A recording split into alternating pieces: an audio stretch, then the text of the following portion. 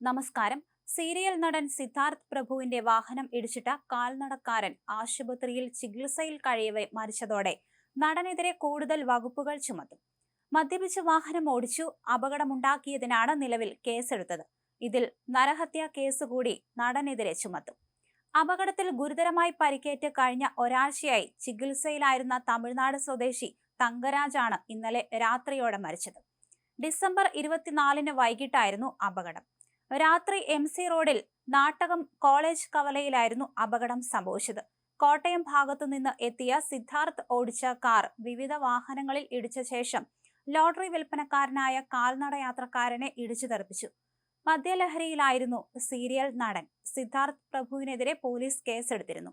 വൈദ്യപരിശോധനയിൽ മദ്യപിച്ചതായി വ്യക്തമായതിനെ തുടർന്ന് മദ്യപിച്ച് വാഹനം ഓടിച്ച് അപകടമുണ്ടാക്കിയതിന് കേസെടുത്ത പോലീസ് സിദ്ധാർത്ഥിനെ അറസ്റ്റ് ചെയ്ത് വിട്ടയച്ചിരുന്നു.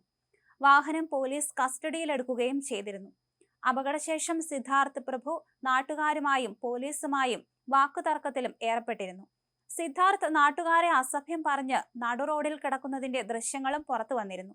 സംഘർഷത്തിൽ ഏർപ്പെട്ടതും തുടർന്ന് നാട്ടുകാരും പോലീസും ചേർന്ന് ഇയാളെ പിടിച്ചുകെട്ടിയതും വാർത്തയായിരുന്നു. ലഹരി ഉപയോഗിച്ച ശേഷമാണ് ഇയാൾ വാഹനം ഓടിച്ചതെന്നും വ്യക്തമായിരുന്നു. അപകടത്തിൽപ്പെട്ട കാൽനട യാത്രക്കാരനെ ഉടൻ തന്നെ കോട്ടയം മെഡിക്കൽ കോളേജ് ആശുപത്രിയിൽ എത്തിച്ചിരുന്നു. ഇപ്പോൾ ചികിത്സയിലിരിക്കെ മരണം സംഭവിച്ചു. ഒരു ജീവനെടുത്ത അപകടത്തിലും പെട്ടതോടെ ഉപ്പുമുളകും പരമ്പരയിലെ ജനപ്രിയ താരത്തിനിപ്പോൾ വില്ലൻ പരിവേഷമാണ്. ഉപ്പുമുളകിലെ ലച്ചുവിന്റെ ഭർത്താവായി വേഷമിട്ടതായിരുന്നു സിദ്ധാർത്ഥ്. ഇടക്കാലം കൊണ്ട് താഴേക്ക് പോയ പരമ്പരയിൽ സിദ്ധാർത്ഥ് പ്രഭുവിന്റെ സാന്നിധ്യത്തിലൂടെ ആ കഥ മുന്നേറുകയായിരുന്നു. ഒരുപാട് സീരിയലുകളിലൂടെ ആരാധകരെ നേടിയതാണ് സിദ്ധാർത്ഥ്. എപ്പോഴും പ്രേക്ഷകരുമായി അടുത്ത ബന്ധം പുലർത്താൻ ഇദ്ദേഹം ശ്രമിച്ചിട്ടുണ്ട്. ബാലതാരമായി അഭിനയ രംഗത്തേക്ക് വന്ന സിദ്ധാർത്ഥ് ഇപ്പോൾ 26-കാരനാണ്. എങ്കിലും തട്ടിമുട്ടിയും എന്ന സീരിയലിലെ കണ്ണൻ എന്ന പേരിലെ ഇമേജ് താരത്തിന് പോയിട്ടില്ല. എന്തായാലും നാട്ടുകാരോടും പോലീസിനോടും അസഭ്യം പറഞ്ഞു എന്ന ആരോപണത്തിലാണ് ആദ്യം സിദ്ധാർത്ഥിനെ നാട്ടുകാർ കൈകാര്യം ചെയ്തത്. അറസ്റ്റ് ചെയ്തു. പിന്നീട് വീട്ടിലേക്ക് നടനെ വിട്ടയച്ചു. എങ്കിലും ലൈസൻസ് സസ്പെൻഡ് ചെയ്തിരുന്നു. അതിനുശേഷമാണ് അപകടത്തിൽ ചികിത്സയിലായിരുന്ന ലോട്ടറി കച്ചവടക്കാരൻ മരിച്ചത്. അതുകൊണ്ട് തന്നെ സിദ്ധാർത്ഥിനെതിരെ കൂടുതൽ വകുപ്പുകൾ ചുമത്തിയേക്കും. അതേസമയം പോലീസ് വരുന്നവരെ നാട്ടുകാരായിരുന്നു സിദ്ധാർത്ഥിനെ പിടിച്ചു വച്ചിരുന്നത്.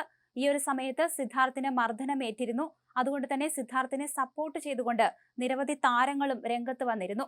ഒരു ആൾക്കൂട്ട മർദ്ദനത്തിലേക്ക് കാര്യങ്ങൾ എത്തി എന്ന രീതിയിലേക്കുള്ള ചർച്ചകളൊക്കെ പോയിരുന്നു. നടൻ ജിഷിൻ, നടി ശ്രുതി രജനികാന്ത് ഉൾപ്പെടെയുള്ളവർ സിദ്ധാർത്ഥിനെ സപ്പോർട്ട് ചെയ്തുകൊണ്ട് രംഗത്ത് വന്നിരുന്നു.